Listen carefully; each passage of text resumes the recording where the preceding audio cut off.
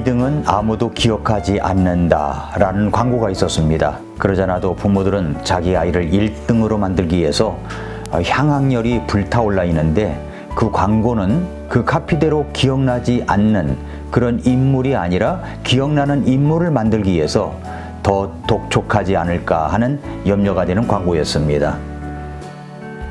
모두 다 1인자가 되려고 합니다. 그러나 2인자로서, 조력자로서 그의 일생을 지내는 사람은 엄청 많습니다. 성경에도 그런 2인자들이 많이 등장합니다. 세상은 2등을 아무도 기억하지 않을지 모르지만은 성경은 2등을 기억합니다. 아무도 몰라주는 사람이라고 할지라도 우리 주님은 알아주시고 인정해 주시는 것들이 엄청 많습니다. 이러한 훈훈한 스토리를 요나단과 다윗과 요나단의 아름다운 우정을 통해서 발견할 수가 있습니다. 나도 저런 친구가 있었으면 하는 마음이 누구에게나 다 있을 겁니다. 아니, 나도 저런 친구가 되었으면 좋겠다는 마음도 있을 것입니다. 이들의 우정에 대해서 우리는 어떤 단어로 그들을 나타낼 수가 있을까요? 우정과 관련된 단어들이 많이 있더라고요. 그래서 제가 찾아봤습니다. 서로를 알아주는 사이다라는 뜻으로 관종과 포숙으로부터 유래된 관포지교라는 말이 있고요. 또 친구를 위해서라면 목이라도 내놓는다는 뜻을 가진 문경지교, 단단한 쇠라도 자랄 수 있는 굳고 단단한 사귐이라는 뜻을 가진 단금지교, 향기로운 지초와 난초의 교제라는 뜻으로 벗사이의 맑고도 고귀한 사귐을 이야기하는 지란지교, 가깝게 오래 사귄 사람이라는 뜻을 갖고 있는 친구. 이 모든 우정의 단어들을 붙이고 싶은 사람이 있다면 저는 다윗과 요나단입니다. 이들의 우정을 이렇게 든든하게 아름답게 만들어 줄 수 있었던 것은 무엇 때문이었을까요?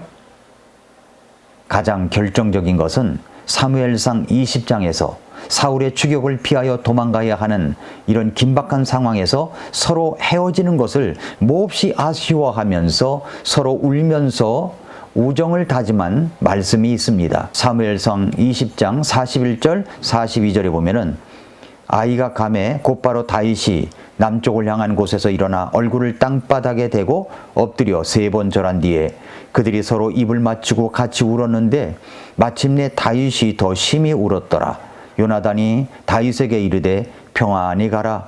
우리 두 사람이 주의 이름으로 맹세하여 말하기를 주께서 영원히 나와 너 사이에 계시고 내 씨와 네 씨 사이에 계시기를 원하노라 하였느니라 하니 다윗은 일어나 떠나고 요나단은 도시로 들어가니라 라고 했습니다. 이 다윗과 요나단 사이의 우정은 그 사이에 누가 있었기 때문입니까? 주께서 영원히 나와 너 사이에 계시고 내 씨와 네 씨 사이에 계시기를 원하노라. 그러니까 당사자끼리만 아니라 자손들에게도 있기를 원한다는 말이죠. 당신과 나 사이에 누가 계십니까?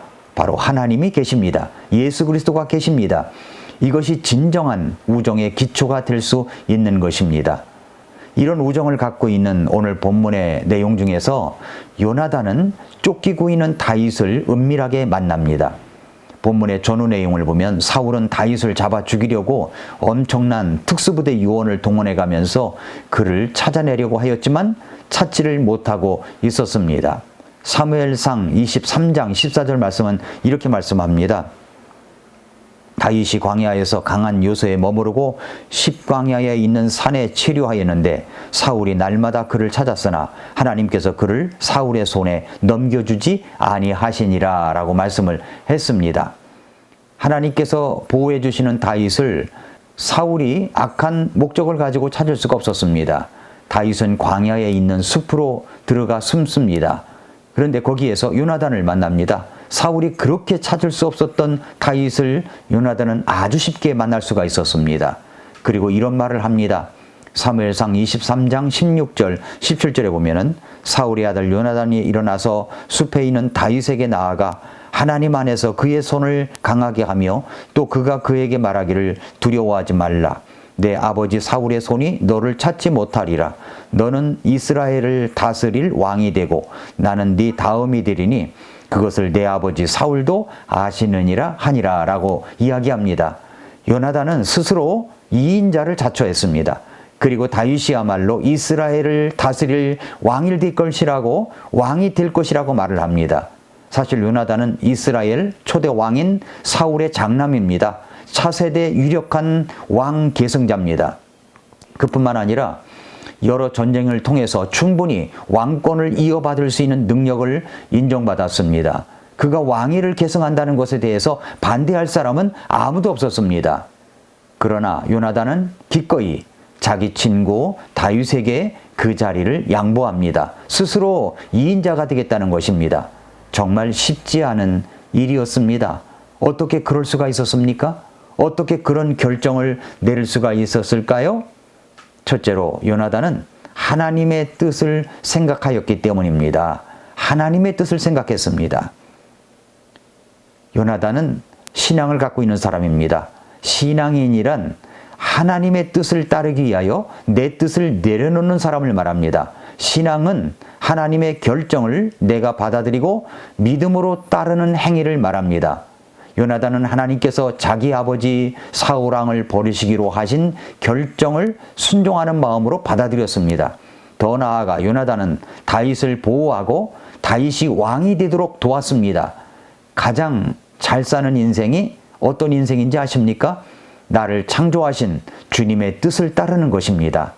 요나단은 바로 그렇게 하나님의 뜻을 따라 살아갔던 사람입니다.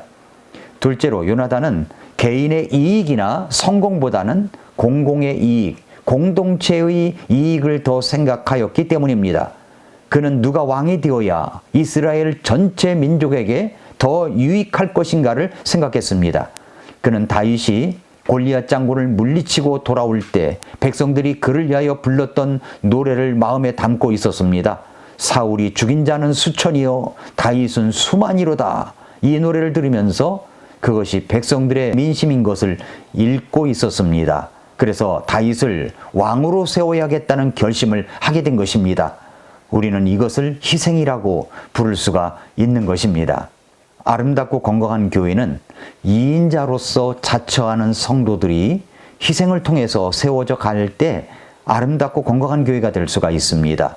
교회 식당에서 주방에서 주일학교 교사로 찬양대원으로 또 주차 봉사자로 알아주든 알아주지 않든 곳곳에서 교회를 돌아보며 희생하는 모든 모습들, 어떤 헌금을 하든 자신의 이름을 내세우지 않는 모습들, 선교를 위하여 드리는 것이라면 기꺼이 아낌없이 드리는 모습들, 이런 모습들을 보면 모두 2인자의 모습을 읽을 수가 있습니다. 그것이 희생이요 헌신입니다. 나를 희생해서 교회를 건강하게 세우려고 하는 사람들, 이런 위대한 2인자들인 것입니다. 세 번째로 요나단은 다윗이 자신보다 더 탁월하다는 것을 순순히 인정을 할 줄 아는 사람이었습니다. 요나단은 다윗이 왕이 되어야 하고 자신은 그 다음 2인자라고 자신을 내립니다. 나보다 남을 더 낮게 여길 줄 아는 마음, 다른 사람의 탁월함을 보고 인정을 할 줄 아는 사람이 사실 큰일을 하는 사람입니다. 전북 김제 모학산 기슭에는 금산교회라고 있습니다. 이 교회는 이 집의 주인이었던 조덕삼이라는 분이 예수님을 믿고 그 집을 들여서 세워진 기역자로 놓여져 있는 교회입니다.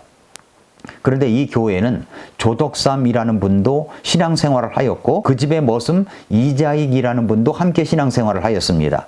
이 교회는 장로교 선교사가 세운 교회인데 교회가 성장해 가지고 한 50여 명쯤 되었을 때 교회 장로를 뽑게 되었다고 합니다.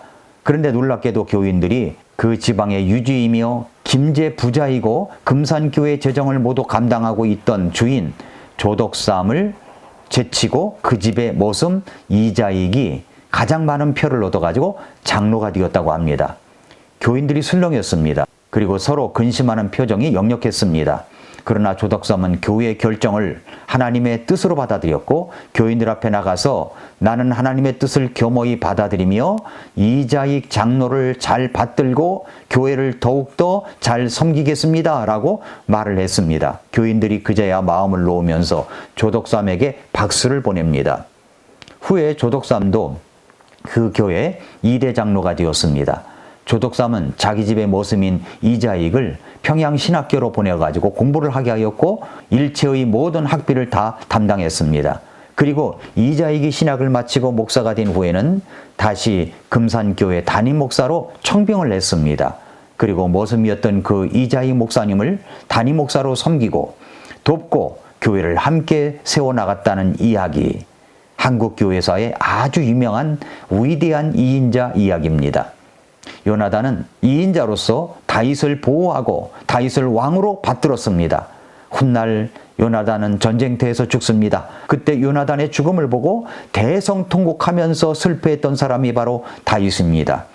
사무엘하 1장 26절에 보면은 이렇게 다윗이 이야기를 합니다.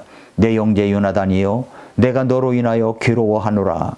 네가 내게 큰 기쁨을 주었고 네가 나를 사랑함이 놀라워서 여인들의 사랑을 능가하였도다. 여인들의 사랑을 능가한 우정, 이인자로서 살았던 요나단의 아름다운 우정의 모습입니다.